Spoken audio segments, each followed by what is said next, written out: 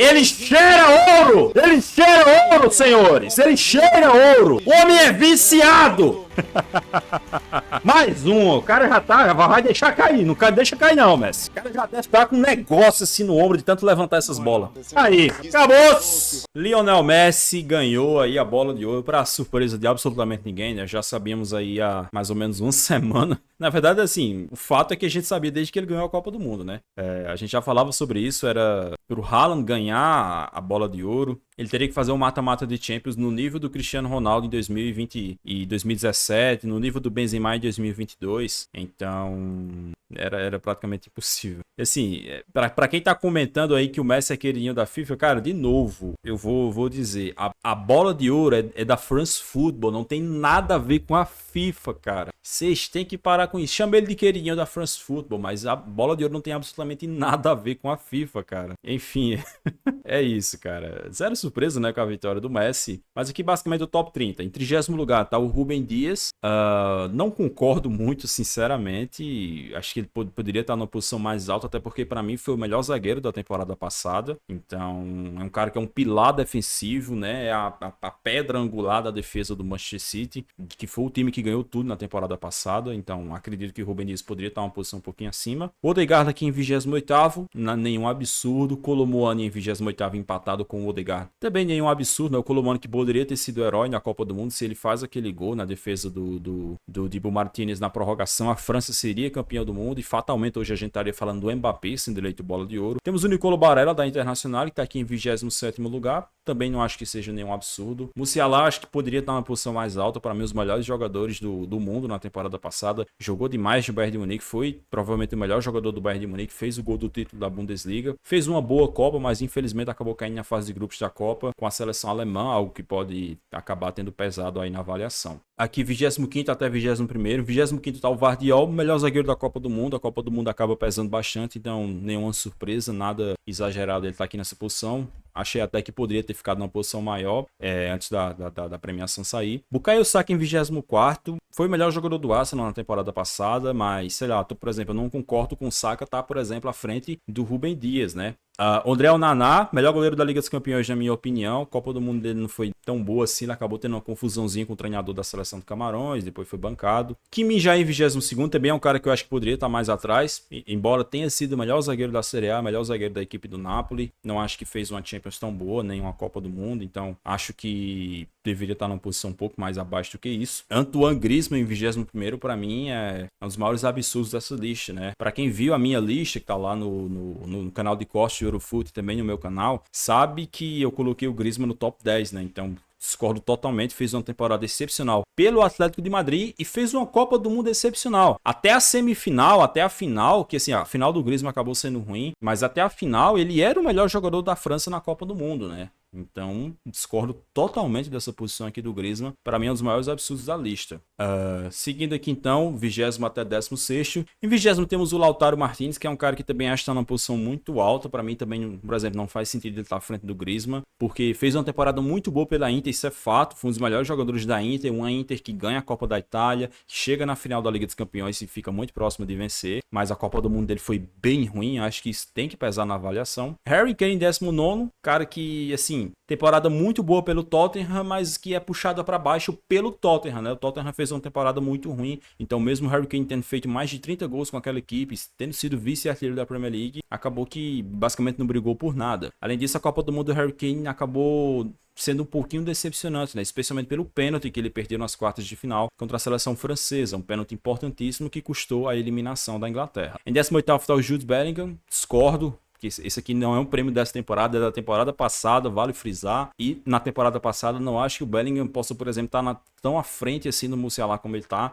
e muito menos do Antoine Griezmann. Kviat Kvaratskhelia, acho que é um reconhecimento muito positivo para um cara que foi um dos melhores jogadores de um dos melhores times da temporada passada, que foi o Napoli, né? O Kvaratskhelia jogou uma barbaridade. Talvez, cara, se ele tivesse numa posição mais para cá, mais para baixo, não seria estranho, porque a reta final de temporada dele não foi tão boa, né? Não foi uma reta final muito produtiva, especialmente o mata-mata de Champions dele acabou sendo bem ruim. Então, não acho que seja tão absurdo assim ele tá aqui, mas na minha opinião poderia estar um pouquinho mais abaixo. Karim Benzema em 16º, eu discordo completamente. Ele até teve um bom número de gols pelo Real Madrid, mas foi um cara que teve muitas lesões, então tinha muitos momentos importantes ali que o Real Madrid precisava dele e ele não estava disponível, né? Então, mesmo tendo um bom número, né? Foi, se eu não me engano, 31 gols que ele fez com a camisa do Real Madrid, ainda assim foi um cara que teve uma temporada bem acidentada. Além disso, não jogou a Copa do Mundo, né? Porque ele estava lesionado, acabou sendo cortado ali da seleção francesa. Teve até uma polêmica extracampo quanto a isso. Mas enfim, de 16º, eu acho que é uma colocação muito alta para o Karim Benzema. Seguindo aqui, então, temos o Dibu Martínez em 15º, né? Vocês vão reparar que o Dibu Martínez não é o goleiro melhor colocado, né? Ele está em 15º e o Yacine Bono está em 13º, né? Mas quem ganhou o prêmio de melhor goleiro foi o Emiliano Martínez, né? Então,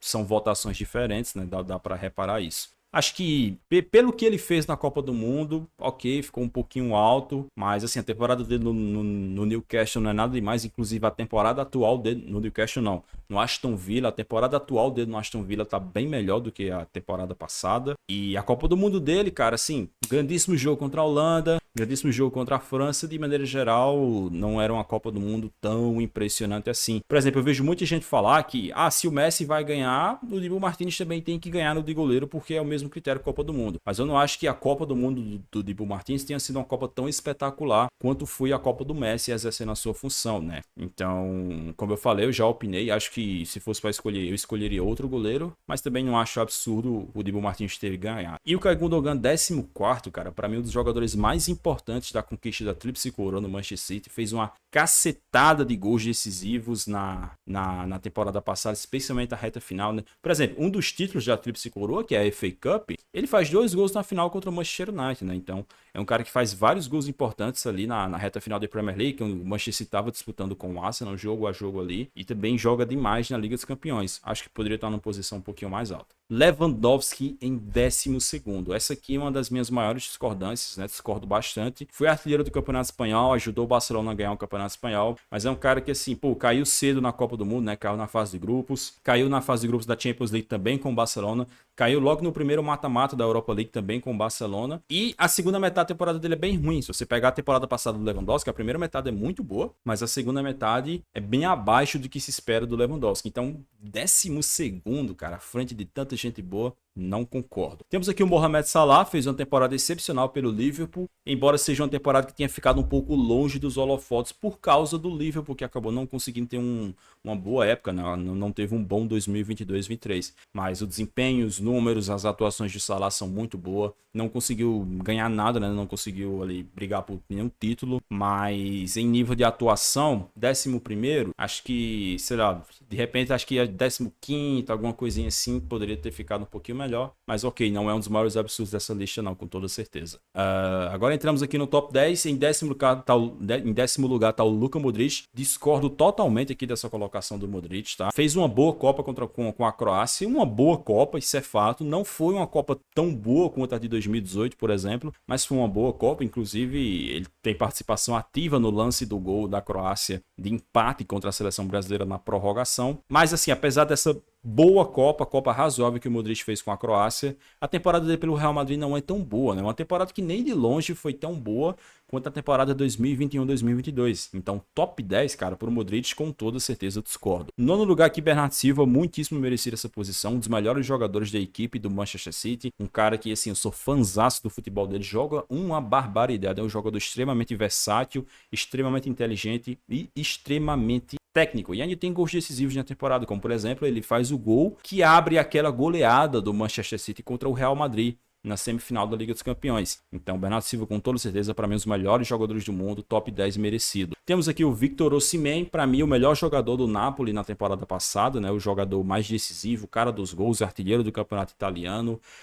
Fez uma Champions boa, embora não tenha conseguido ir mais longe, né? O Napoli acabou caindo ali nas quartas de final contra o Milan, mas a temporada do Osimhen foi excepcional, uma temporada que alçou ele a uma grandíssima evidência, tanto que hoje em dia ele é especulado aí nos maiores clubes da Europa inteira, né? Então acho que o Osimhen merece demais esse reconhecimento aqui. Júlio Alves em 7º lugar, discordo totalmente, um cara que era reserva na temporada passada, eu já elogiei inúmeras vezes aqui a temporada atual do Julian Alves. Para mim é um dos melhores jogadores do Manchester City, tá fazendo a função que era do De Bruyne de forma brilhante. Mas na temporada passada, para mim, não há justificativa para você pegar um jogador que era reserva no seu clube. Fez uma boa Copa com a Argentina, é verdade, fez uma boa Copa, mas não foi uma Copa surreal de boa a ponto que justifique ele sendo reserva no seu clube estar no top 7 de melhores do mundo. Vinícius Júnior em sexto, merecido com toda certeza. Vinícius Júnior acabou tendo azar porque, caiu nas quartas de final com a seleção brasileira, sendo que naquele jogo ele é substituído no segundo tempo pelo Tite, né? Um grande erro do Tite, na minha opinião.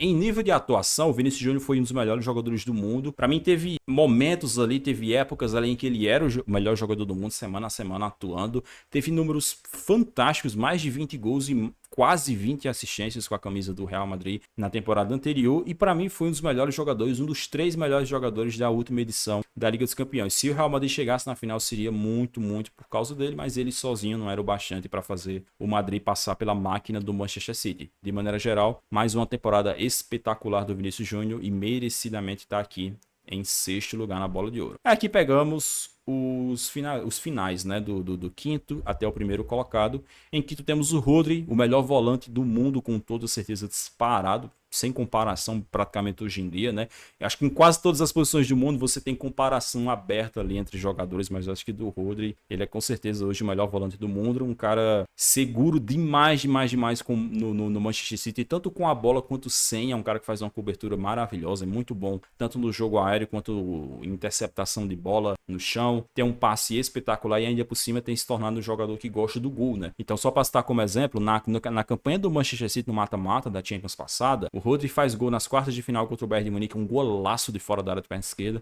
e faz o gol do título da Champions na final. Além disso, também ganhou a Nations League com a seleção espanhola, em que ele também, eu não sei se é gol, se é assistência, mas que eu me lembro, ele também participou de um dos gols da Espanha naquela final da Nations League. Em quarto lugar temos o Kevin De Bruyne, que para mim é o melhor jogador do Manchester City, foi o melhor jogador do Manchester City que conquistou a tríplice coroa. Para mim é um jogador excepcional, um jogador espetacular que eu já acompanho há bastante tempo, sou muito fã do futebol dele. Temporada passada ele atingiu a sua melhor marca de passes para gols em toda a carreira, foram 26 passes para gols distribuídos pelo De Bruyne. Para mim é um jogadoraço de bola, merecido demais. Ele acabou caindo em uma posição que é curioso para você ver como o contexto importa muito, né? Na temporada passada o De Bruyne ficou em terceiro lugar na Bola de Ouro, e nessa temporada que ele jogou mais, ele ficou em quarto, né? Porque tem um contexto. A temporada passada não era temporada de Copa do Mundo, então ele acabou conseguindo entrar ali no top 3. Desta vez aqui, mesmo com uma temporada melhor e mais vitoriosa, ele acabou ficando em quarto. Em terceiro lugar temos o Mbappé, né? Que eu acho que é bem coerente que ele esteja aqui, afinal de contas,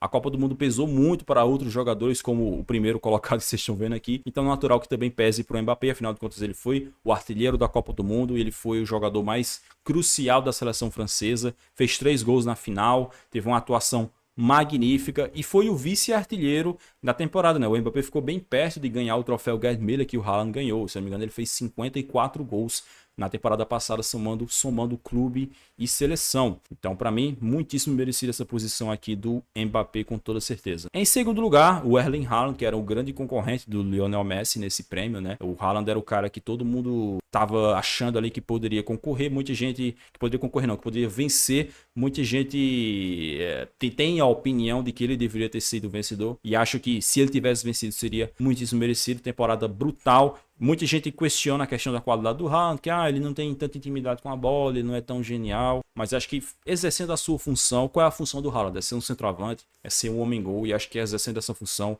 ele fez uma temporada simplesmente assombrosa. Foi artilheiro da Premier League com 36 gols, foi artilheiro da Champions League com 15 gols marcados. Então, Haaland, para mim, com toda certeza, muitíssimo merecido estar aqui. Foi a sua segunda artilharia de Champions da carreira aquela, e essa daqui ele já começou, já meteu 2 gols, então também pode estar buscando aí. O Haaland não ganhou a Bola de Ouro, mas ganhou o troféu Gerd Müller, com 56 gols marcados, foi o artilheiro da temporada passada. E em primeiríssimo lugar, Lionel Messi. Vocês sabem o que eu penso, já falei várias vezes aqui, para mim merecidíssima essa Bola de Ouro. Eu sempre defendo que a Copa do Mundo tem sim que impactar demais nessa premiação, porque é uma competição, é a maior competição do futebol, goste você ou não, é a competição mais importante, é a competição que só acontece a cada 4 anos, que só um grupo seleto ali consegue ter campanhas lendárias como o Lionel Messi teve. A Copa do Mundo do Messi não se resume a pênalti, né? Eu vejo que tem muita gente que fala, porque o Messi só fez gols de pênalti, porque o Messi só bateu pênalti, não sei o que, mas Cara, sinto muito. Se você assistiu a Copa do Mundo, se você viu o que o Messi fez